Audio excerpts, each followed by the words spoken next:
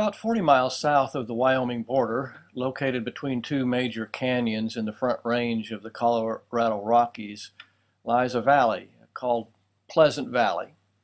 It's flanked on the west by mountains and on the east by a large bluff we call Buffalo Cliff.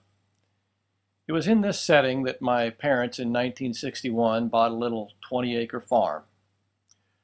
2 years earlier, Dad had completely lost sight in both his eyes. He was, at the time, 31 years old. But together, Dad and Mom set about transforming this rundown piece of property into a farm, a home for our family. They tore down the old buildings and built new ones.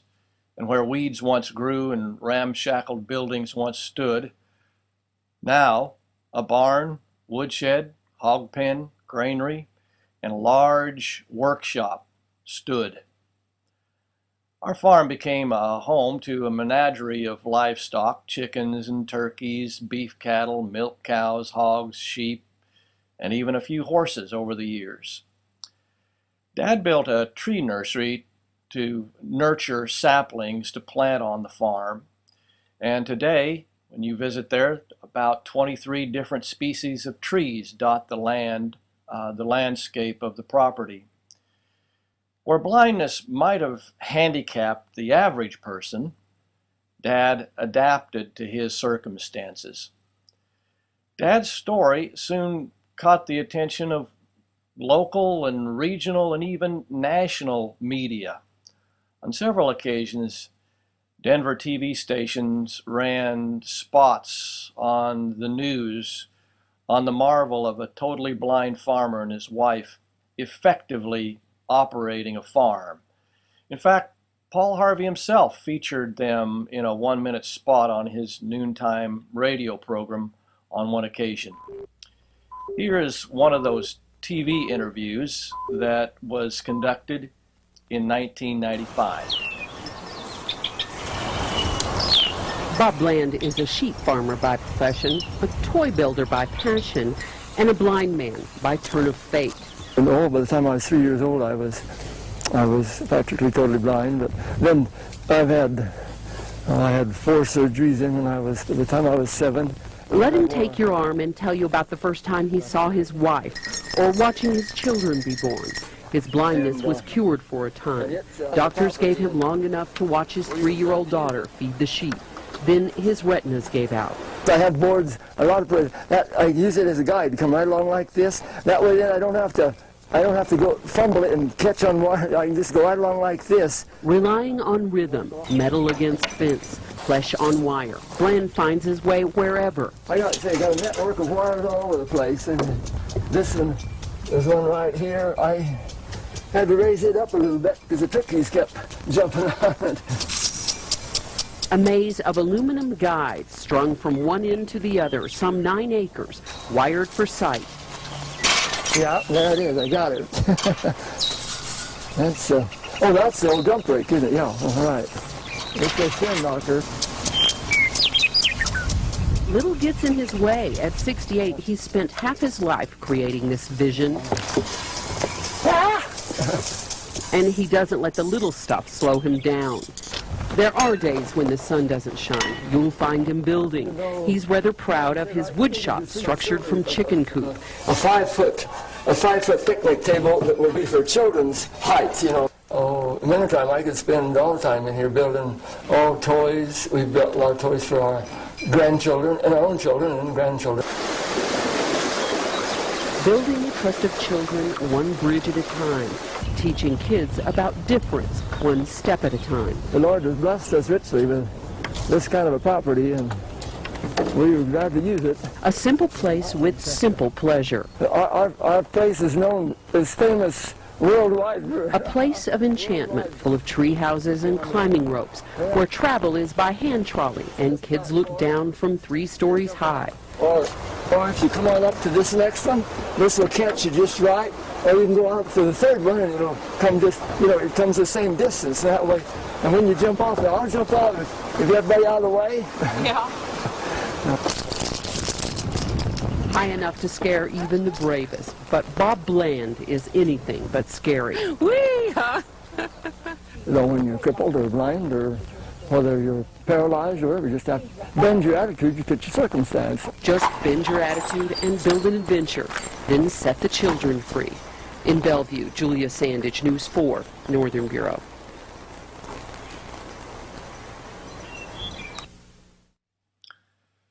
After the three of us children left home and after the grandchildren grew up, Dad and Mom continued to use their farm to serve others, making it a virtual outdoor playground for children of all ages. Dad, with some help from Mom, built a tree house, a rope swing, a zip line, and an awesome sack swing.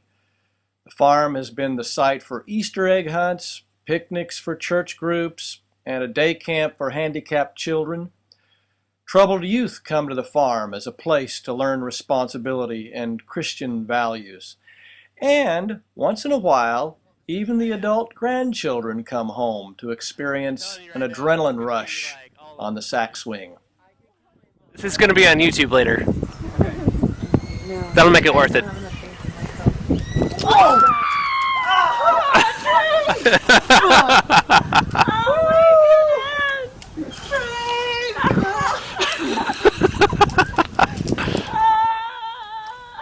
Dad and Mom have always loved music and loved singing, and they taught their children to love music. Rob mastered the cello, Don the piano, and Dave tried to play the violin. Dad has led singing in church ever since he was a teenager. And Dad and Mom both have performed music programs for various groups and occasions and have sung at over 100 funerals. Even in their 80s, they still sing around the kitchen table, at nursing homes, and in church. And he walks with me, and he talks with me, and he tells me I am his own, and the joy we share as we tarry there, none other has ever.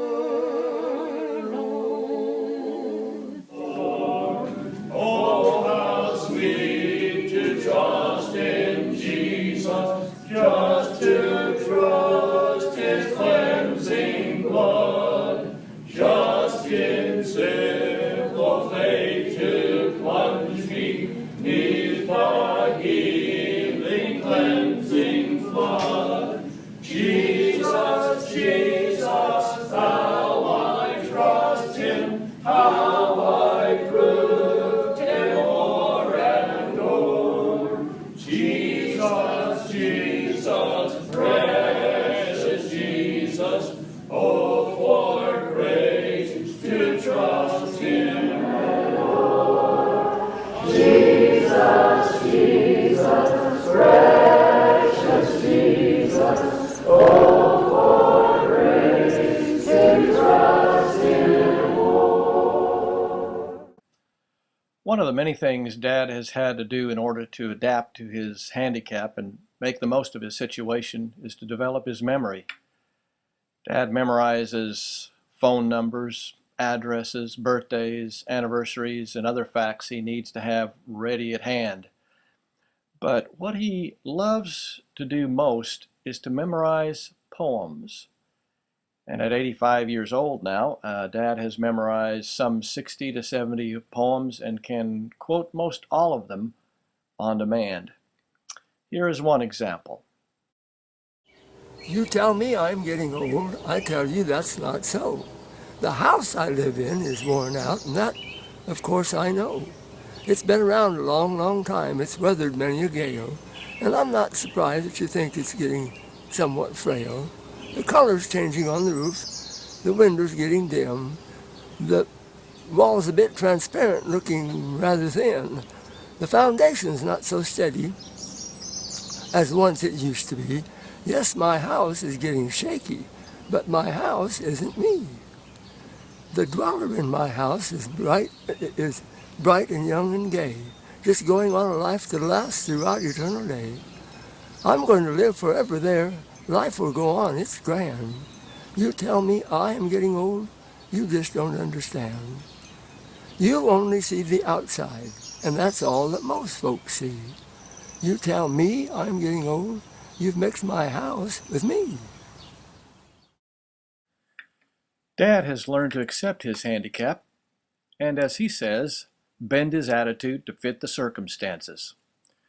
Oh yes, it's brought challenges and created many hardships, but he's learned to live with the hand he was dealt and even embrace the limitations. Now, however, while they still remain on the farm, he faces a whole new challenge as Mom is in the advanced stages of dementia. Dad relies on some fundamental resources that enable him to remain faithful through these difficult circumstances. Those resources include his relationship with God, Scripture, prayer, and inspirational poetry. Throughout the course of a day, Dad will frequently face a situation that triggers a poem in his mind. Recently, on one particular evening, at the supper table, as he and Mom were facing the difficult realities of their situation, he once again called forth a poem. I thought about in relationship to myself right now, too.